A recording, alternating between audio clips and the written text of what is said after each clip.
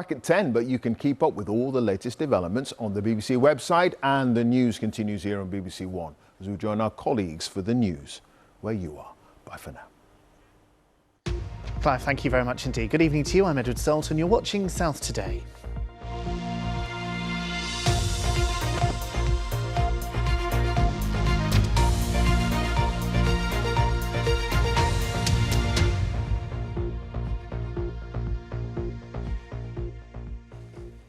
Dorset Police's major crime investigation team is continuing its work in Bournemouth tonight after partial human remains were found close to a popular coastal footpath on Saturday. It's being treated as murder. Detectives are trying to establish the victim's identity, their efforts being focused around the Manor Step zigzag off Boscombe Cliff Drive. Dorset Police has an increased presence in the area and appeals being made for anyone with information to come forward. The Firefighters Union is warning it may take legal action to challenge the government about using the Bibby Stockholm barge to house asylum seekers. The FBU has accused ministers of repeatedly ignoring fire safety concerns, something the Home Office says is not the case. Earlier this month, asylum seekers were removed from the vessel in Portland after traces of Legionella bacteria were found in the onboard water system. We're not claiming we know everything about the situation at the barge, but we've got some questions which we think need answering, and the refusal to engage with us on that, indeed the decision of government ministers to not even meet us, has led us to take action or start the process of taking action that might end up in the courts. This barge has accommodated people in the past. Asylum seekers, oil rig workers, and barges of this kind have been used to accommodate asylum seekers, for example, in Scotland. So I'm very confident that this barge is safe for human habitation. We followed all of the advice and protocols. More than 300 passengers on a P&O cruise are being flown home from Mallorca after their ship suffered damage in a storm. Further pictures have emerged today of the moment the Britannia broke free from her mooring in Palma in Mallorca yesterday. The ship collided with an oil tanker, which both suffering some damage. A lifeboat on board Britannia is now unusable, which means fewer passengers can sail back to Southampton. A number of passengers were treated for injuries. A small family-run ice cream shop has managed to open for bank holiday business today despite a van crashing through its shop front last night. It happened at about 12:30 at Toot Sweets Ice Cream Parlour on Lymington High Street in Hampshire. The metal railings outside the property were uprooted and the front of the listed building was severely damaged. A 52-year-old man, David Coppinger from Lymington, has been charged with drink driving. We live locally, and the van was just in the window. There were no skid marks on the road.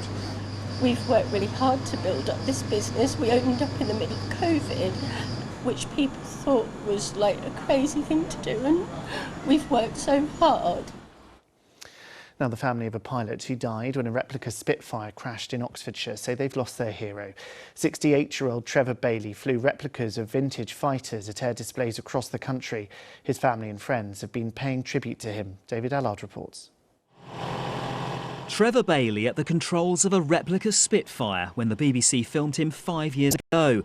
He was well known across the country for his air display work. He also flew one of these SE5 replicas alongside this RAF Harrier pilot, who's lost a good friend.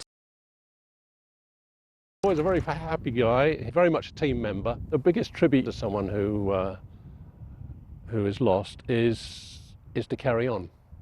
That was always the way during wartime, and that's what Trevor would want us to do, I'm sure. Trevor lost his life on Tuesday afternoon after taking off from Enstone Airfield in Oxfordshire. The replica Spitfire crashed in a nearby field. An investigation is underway. Trevor leaves behind two brothers. He was brilliant. God. I don't think you could have a better brother. Steve, my younger brother, we used to beat him up quite a bit, and Trevor always used to look after Steve, and I was the middle brother. And but it's fun. We had a wonderful, loving family. Parents were fantastic, and tragic. The family tell us Trevor's 4 children and 8 grandchildren were at the centre of his world. A wife and family have lost a loved one. The wider, more public world of air displays has lost an experienced and passionate pilot. David Allard, BBC South Today. A retired psychiatrist from Surrey has today completed a solo trip around Great Britain in a sailing dinghy. Andrew Hill-Smith, who calls himself the Shrink in the Drink, is the third person to have successfully completed the challenge. He finished his circumnavigation in aid of 3 charities near Gosport this afternoon. Sarah Farmer was among the crowd of well-wishers. Here we are, 101 days after he first set off, and Andrew Hill-Smith has completed a pretty epic challenge. Congratulations. Tell me, what have you achieved this afternoon? Well, thank you very much. It was a bit of a slow sail. I was worried about the wind. We've got just enough now, but so nice to finish off here.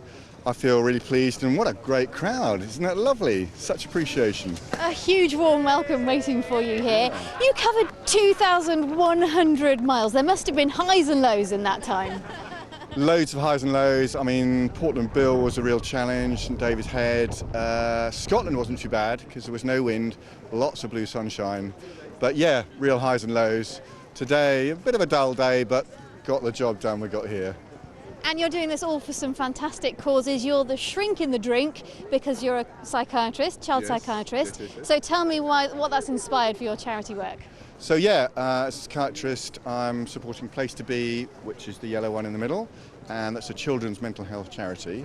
But I'm also supporting Andrew Simpson Foundation because they're raising money to help disadvantaged kids get into sailing. So that's a really good way of improving your self-esteem.